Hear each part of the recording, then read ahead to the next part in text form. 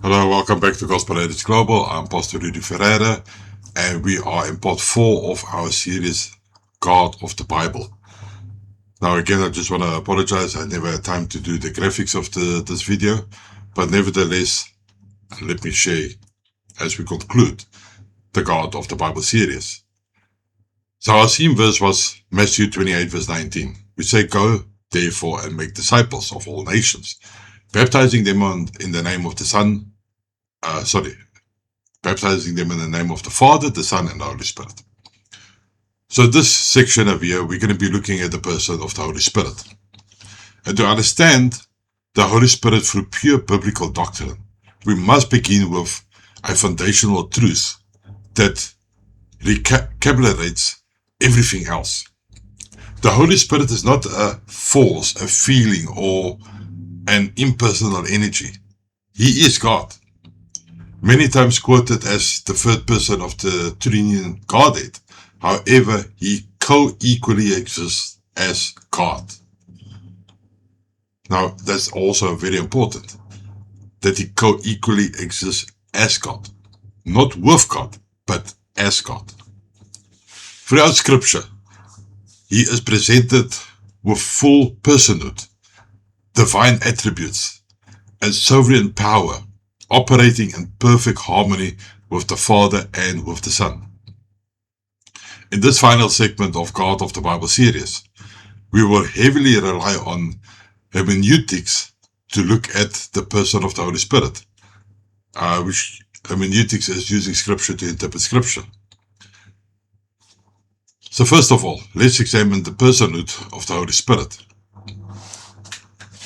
A force cannot feel, think, choose, or love.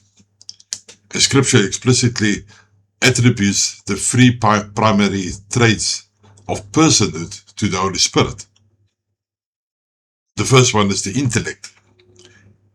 1 Corinthians 2 verses 10 to 11 say, "He searches the deep things of God and understands the thoughts of God." And Romans 8 verse 27 say, "He also possesses a mind through which he intercedes for saints." He has a will. He distributes spiritual gifts to the body of Christ individually as he wills. We see that in 1 Corinthians 12 verse 11. And he also gives signs that will follow those who believe, in Mark 16 verse 17 and 18. The Holy Spirit has emotions. He can be grieved by human sin. He can be lied to. He can be resisted. And he can be insulted. You'll find all the scripture references in the PDF as well. So if you don't have the PDF yet, please download it, because there's a lot of scripture references that I'm going to give you throughout this teaching over here. Now, furthermore, Jesus constantly referred to the Holy Spirit using personal masculine pronouns, he and him, rather than it. That is especially done throughout his ministry. The Spirit performs actions that only a person, now not a human person, but a divine person, can perform.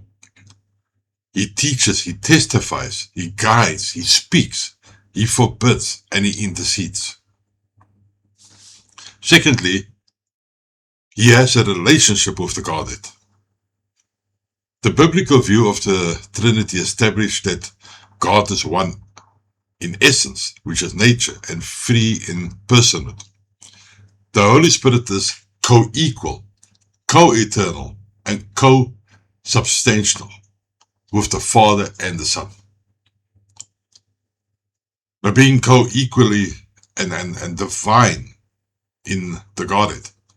When Peter confronted Ananias in Acts 5 for keeping back proceeds from the land, he asked him, "Why has Satan filled your heart to lie to the Holy Spirit?" In the very next sentence, Peter states, "You have not lied to a man, but to God." To lie to the Holy Spirit is to lie directly to God, for the Spirit is God himself. Similarly, The Holy Spirit possesses divine attributes reserved exclusively to God. That is being omnipresent. Psalms 139 verse 7 say, "Where can I go from your spirit? Or where can I flee from your presence?" He's also omniscience. He knows all things, even the hidden depths of God, like we see in 1 Corinthians 2 verses 10 and 11.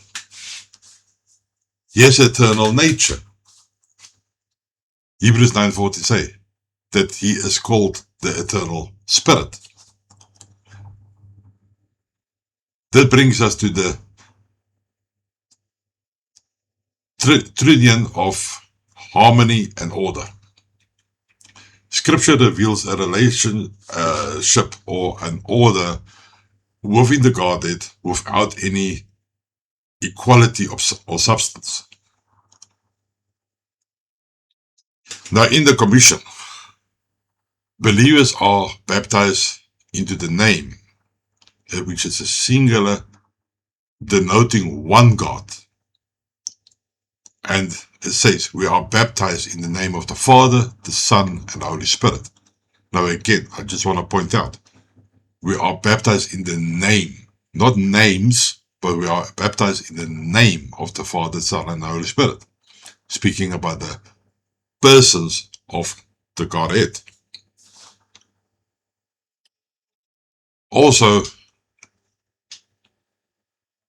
in the procession, Jesus described the Spirit as Him, who proceeds from the Father, and who is sent by both the Father and the Son to fulfill the work of redemption. Number 3 is the works of the Holy Spirit. The scriptures outline the distinct yet overlapping sphere of the Holy Spirit's active work across creation, the entire cosmos, among human societies here on earth, and even within the redeemed as well, the believer. His work in the cosmos is divine, executed. He's the one that goes out and executes God's plan. And it brings the creative word of God into a physical form and order. The Holy Spirit brings order out of chaos. We see this in Genesis 1 verse 2. At the dawn of creation, the Spirit of God was hovering over the face of the waters. He transformed raw space into a structured cosmos. The Holy Spirit sustains life. All physical life depends on His active presence. Psalms 104:30 states, "When you send forth your Spirit, they are created, and you renewed the face of the ground." Job likewise acknowledged that the Spirit of God has made me, and the breath of the Almighty gives me life. Now the Holy Spirit has a work in the earth with the unbelieving humanity. In the broad human world, the Spirit acts as a moral, spiritual awakening agent. He also convicts the world. Jesus declares in John 16 that when the Spirit came, He would convict the world in 3 specific areas. One is sin, and exposing the root sin of unbelief in Christ. Number 2 is righteousness, revealing the standard of God's holiness fulfilled in Christ's ascension. And number 3 is the judgment, demonstrating that Satan and darkness has already been judged at the cross. The Holy Spirit has a work in the believer. Within the redeemed individual, the Holy Spirit carries out the eternal application of salvation achieved by Christ on the cross. That brings us to a regeneration, or the new birth. The Holy Spirit imparts divine life to dead human spirits. Titus 3 verse 5 calls this the washing of regeneration or renewal of the Holy Spirit. There's also the indwelling and the temple. That the moment a person believes, the Holy Spirit takes a permanent residency inside of them. 1 Corinthians 6 verse 19. Say, do you not know that your bodies are temples of the Holy Spirit who lives within you? The Holy Spirit will also seal and guarantee. He acts as God's divine seal of ownership and a down payment, guaranteeing the believer's ultimate redemption, as seen in Ephesians 1 verses 13 to 14. So the Holy Spirit also has that sanctification, and he brings about the fruit. He continuously mortifies the deeds of the flesh, as seen in Romans 8 verse 13. And he produces Christ-like character, which is the fruit of the Spirit that we see in Galatians 5 verses 22 verse 23. He also empowers, and he gives. He empowers believers to witness, as seen in Acts 1 verse 8. And he distributes spiritual gifts for the building of the church in 1 Corinthians 12 verse 7. The Holy Spirit also intercedes for us. When believers do not know how to pray, the Holy Spirit intercedes with groanings too deep for words, aligning our hearts with the Father's perfect will.